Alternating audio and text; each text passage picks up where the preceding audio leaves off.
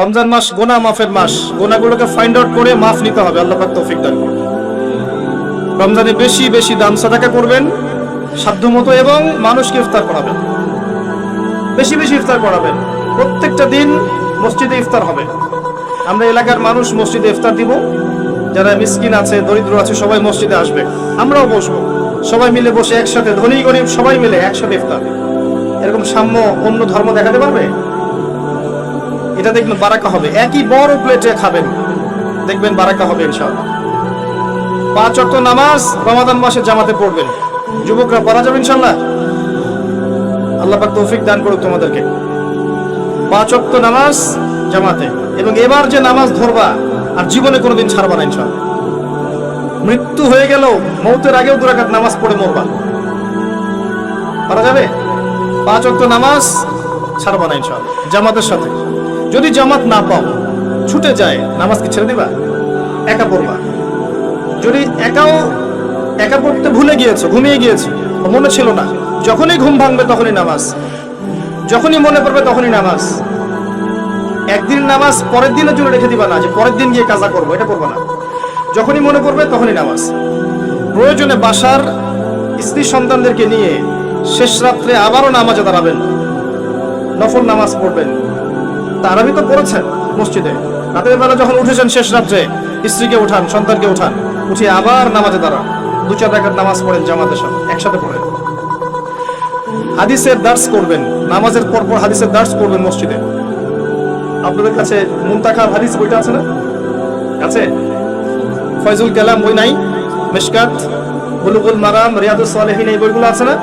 হাদিসের এই কিতাবগুলো থেকে মসজিদে নামাজের পর দার্স হবে, সবাই অ্যাটেন্ড করবে, দেখবেন একটা নুরানি পরিবেশ গুলো।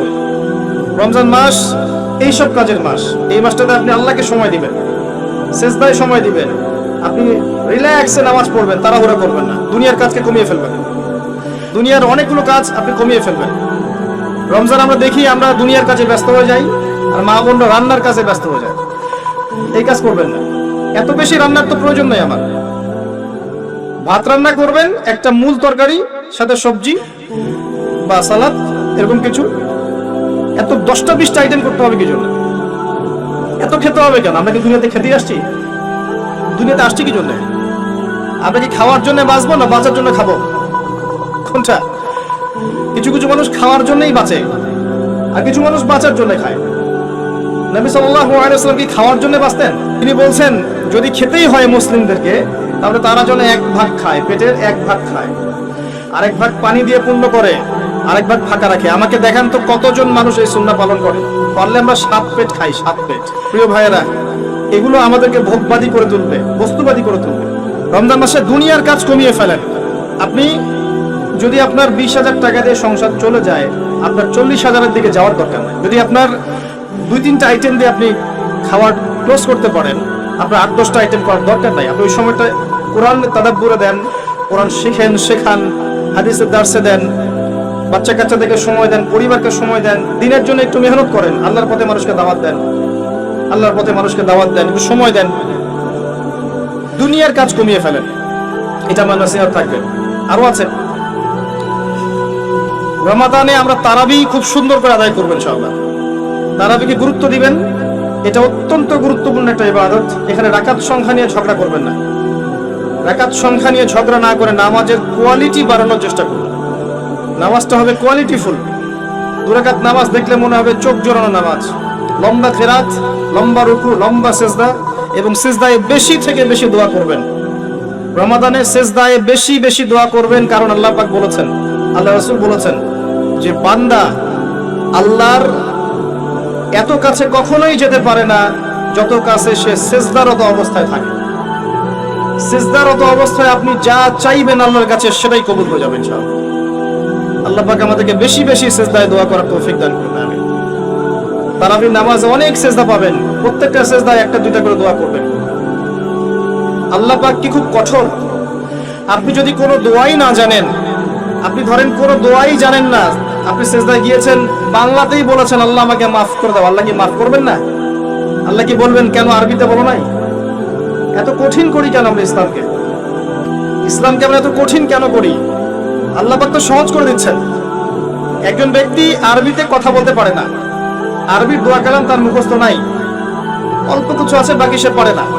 এখন সে সেজদায় গিয়ে বাংলায় যদি আল্লাহকে বলে ফেলে, আল্লাহ আমার সন্তানটা অসুস্থ, তাকে শেফা দিয়ে দাও, আল্লাহ আপনাকে শুনবেন না?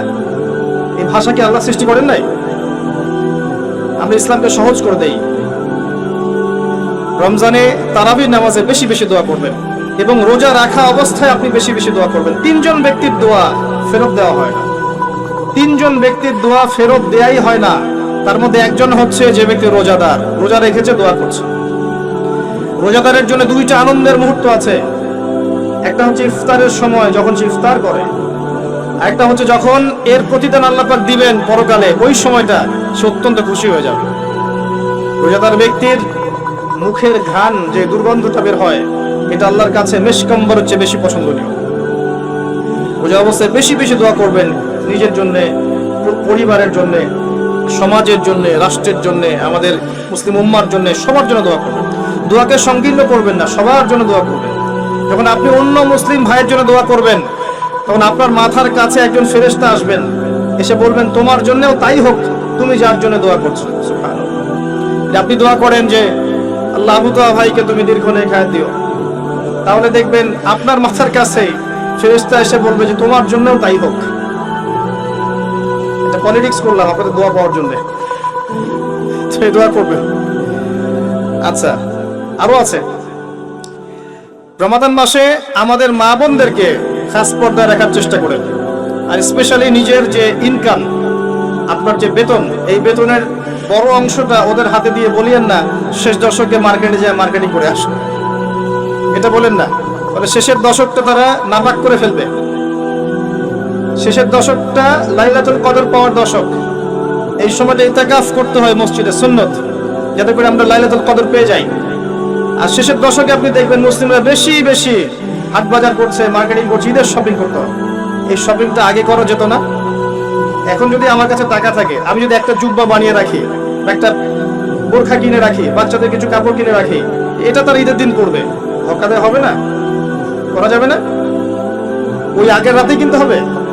দেখবেন আগের রাতে সারা এলাকায় গান বাজনা হচ্ছে, হোটেলে হোটেলে গান বাজছে, চায়ের দোকানে গান বাজছে, মনে হচ্ছে যেন শয়তান নাজিল হলো। আবার শয়তানকে বেঁধে রাখা হয়েছিল, এবার শয়তান খোলা, শয়তান পৃথিবীতে বিচরণ করছে। প্রত্যেকটা দোকানে দোকানে শয়তান, গান বাজতেছে। ঢাকা শহরের রাস্তাঘাটে গিয়ে দেখবেন কি একটা অবস্থা, গান বাজতেছে, ডিজে পার্টি হচ্ছে, বোমা ফাটাচ্ছে, বোমা মানে চকলেট বোমা, পটকা পটকা এগুলো ফাটাচ্ছে, হই হুল্লা করছে, নাচ গান করছে, ছেলে মেয়ে একসাথে হই হুল্লা করছে। কি একটা মজা! এদের জন্য ঈদের আনন্দ। সারা মাস নামাজ পড়ে নাই, রোজাও ঠিকঠাক মতো রাখে নাই, দান সদকা করেনি, তারাবি পড়ে নাই, তাসকিয়ার কোনো খবর নাই। এদের জন্য কি ঈদের আনন্দ? কাদের জন্য? আল্লাহ পাক বলছেন কদ আফলাহা মান যাক্কাহা, সেই ব্যক্তির জন্য ঈদের আনন্দ। কদ আফলাহা মান যাক্কাহা, সে সফল হলো যে তাসকিয়া অর্জন করতে পেরেছে। কদ আফলাহা মান তাযাক্কা ওয়া যাকারা ইসমা রাব্বিহি ফাসাল্লা, এবং রবের নাম উচ্চারণ করতে করতে সালাত আদায় করতে ঈদগাহের মাঠে গিয়েছে। আল্লাহু আকবার, আল্লাহু আকবার, লা ইলাহা ইল্লাল্লাহ, আল্লাহু আকবার, আল্লাহু আকবার, ওয়ালিল্লাহিল হামদ, এটা পড়তে পড়তে ঈদগাহের মাঠে গিয়েছে। এর জন্য ঈদের আনন্দ। তো আমরা এই বিষয়গুলোতে একটু বেশি খেয়াল রাখার চেষ্টা করবো ইনশাআল্লাহ। আল্লাহ পাক আমাদের সবাইকে ইফেক্টিভ রমাদান পালন করার তৌফিক দান করুন, রমাদান মাসকে কোরআনময় করুন। আল্লাহুম্মা আমিন।